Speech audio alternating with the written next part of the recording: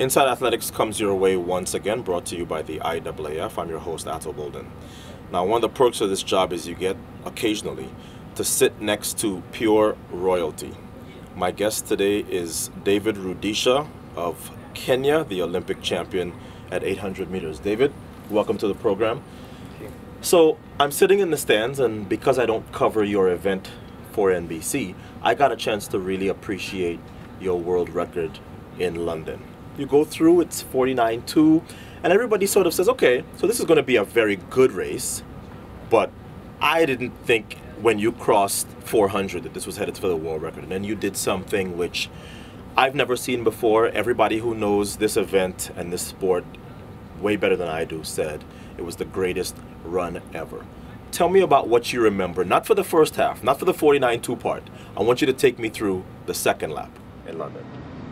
Well, that race actually I was really prepared, and yes, I wanted to do something unique. Actually, I was like taking a risk in that race because you led the whole way. I led the whole way. Leaving yourself vulnerable, yes. And after the first lap, which was 49.2, which is almost the same time we normally close in this other Grand Prix. Right.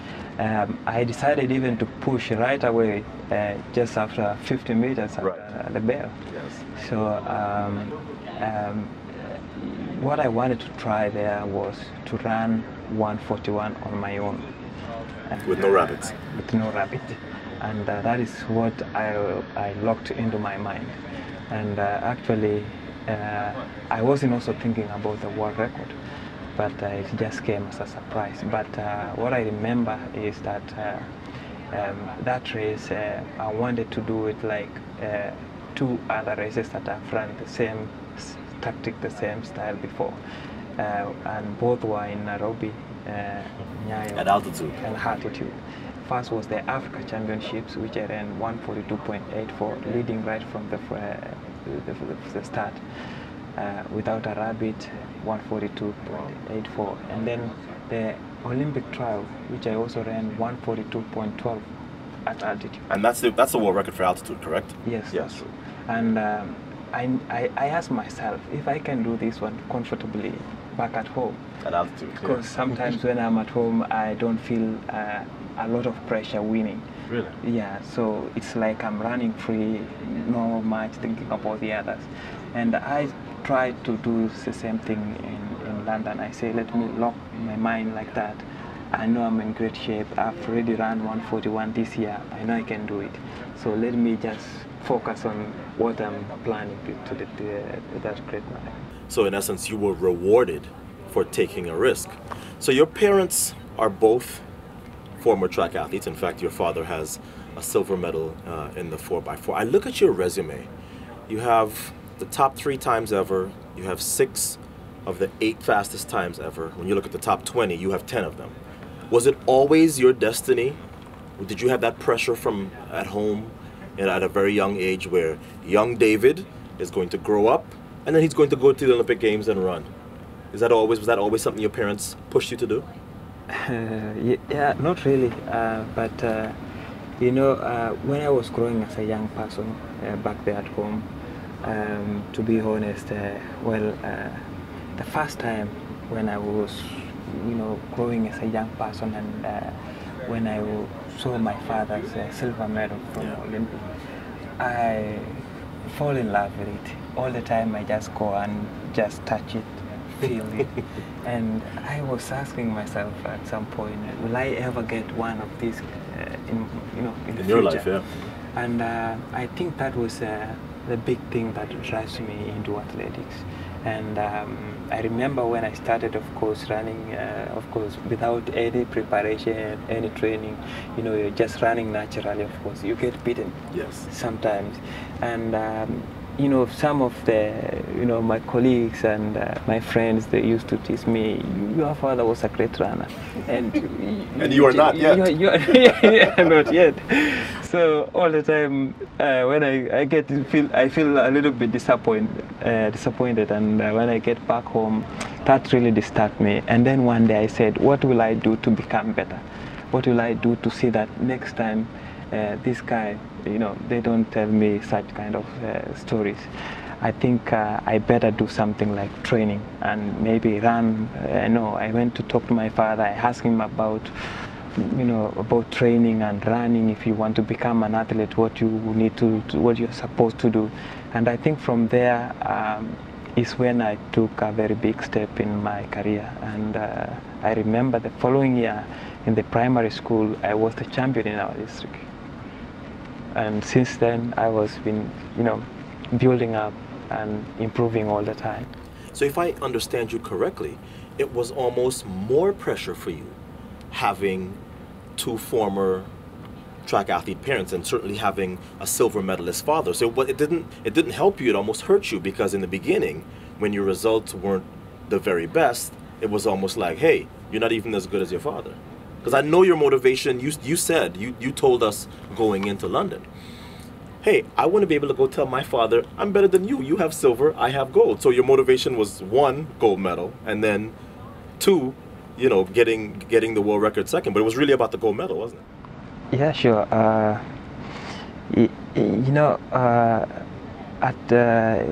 Sometimes even, when now I was a professional athlete, of course, sometimes when I go back, I used to talk to my father, and I usually tease him at some point and tell him, I'm still in a better position because I have time, I have everything to improve. Yes. Whereas we know he's not winning any more medals. Yes. Yeah, you're not running anymore, and I think you won a silver in the Olympics, but I want to work hard and see that I can beat your record, because of course all the time back at home he's the champion, he's the Olympic silver medalist, so there's no one better in the family than him. And I used to tell him I want to improve and maybe even get a better medal than what you got in Olympics. And he always challenged me, but he told me, you haven't broke my 400 meters time, which was around 45. It was 45. It was 45-1. So that is what I'm still looking for, and he's still telling me you haven't broke that. But he's a very happy man, and I like him. And whenever we are together, we are like, we understand each other so well, because we are the athletes in the house. Yeah. So after 2012, you were injured in 2013, missed the World Championships. And then you came back this year. We saw you at the Prefontaine Classic, and everybody obviously very excited about your return. You didn't run to your very best. You ran, I believe, 144. And yet, after the race, you were happy because you said, hey, I came back from all this time off, and I ran 144. So tell me how, now, you're running again this weekend. Tell me what your preparation has been like coming back from this injury, and how you're, what sort of shape you've been in this year. Well, first let me say that it has been a tough year last year for me. Yeah, with the injury. With the injury and going through all that time, without any training. Yeah. And of course, I also had keyhole surgery on my right knee, and that also took me time to recover. Of course, yes. And I'll say we have been doing our best to see that at least we are back on track. And we didn't really have enough time to do our preparation as usual. Right. Normally we usually start our preparation early in December, building up to January, and then February go to Australia, a few races, and then come back, build now for the main season. But this time around, I think it was tough, because January, February, I was still doing my rehabilitation up to March. So my training, I started around March, and it was more like rehabilitation sort of training. And let me say, I just have like maybe April. Right. A month of doing a bit of pushing here and there, and racing in May. So I think, of course, I also feel like I wanted to have a competition. I want to feel like I'm back, and the season is already kicking. Yeah. And I told my coach I doesn't mind how strong the field is going to be in Eugene. Let me just go there and see where you are. See where I am. Yeah. And just to be in competition. I've been out of competition for all that time, almost a year and so. And let me just be in, and then when I'm in, I'll know what to do. Right. And I didn't go there exactly, to compete or to win.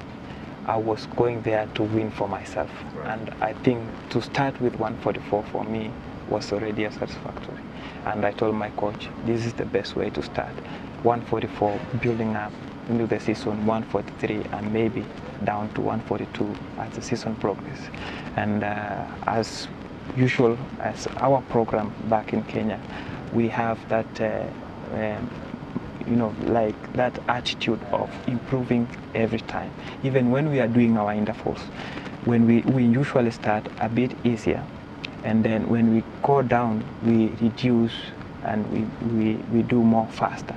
And whenever the training seems like it's going the other way around, we are going into we are doing a bit slower, then we have to stop. And that makes me sometimes feel like as I go into the season, I have to improve all the time. And I think this is going to be my second race here in New York, and I'm looking forward for another good race, and I hope I'll improve from where I started. You're the only man to have run under 141 with that amazing 140.91. And as I said at the top, most people feel it's not only the best 800-meter run ever, it's one of the greatest runs in the history of this sport. So then that creates sort of two schools of thought. There's one group who feel like, listen, that was just magic in a bottle, and that time, he's never going to run that time again. I'm of the other school, and I look at that race, you're only 25 still, and I say, okay, if he can run 140.9 with no rabbit, after rounds, in the Olympics, with all the pressure, then some night at some point down the road in Brussels or Rome or Oslo or something, you give him the right rabbit, a little further down the line, he's got to be able to run faster than that. Tell me about what you think your potential is eventually at 800 meters. Well, me too, I don't say that is the end. And I am still training. And all the time when I'm out there, I'm looking forward to improve. Remember that for a couple of years when I was starting building up, I started actually with, of course, in 2006, I finished the year with 146. Coming 2007, 144. 2008, 143. And then 2009, 142. 2010, 141. So if you try to see that progression, I have been improving. Absolutely. And although sometimes when it gets down to 142, 141, 140, then the pressure becomes even more to improve. But I don't think that is the end. With good health and good training and having that mentality, I'm looking forward to see that I can improve that time. Because, of course, remember 2012 I was saying 140.5 is possible. Wow. Well, David, I agree with you. I think you can and will go faster. Thank you for being on the program. And I can tell you, as long as I live, I will never forget your run in London. All the best to you. Thank you very much.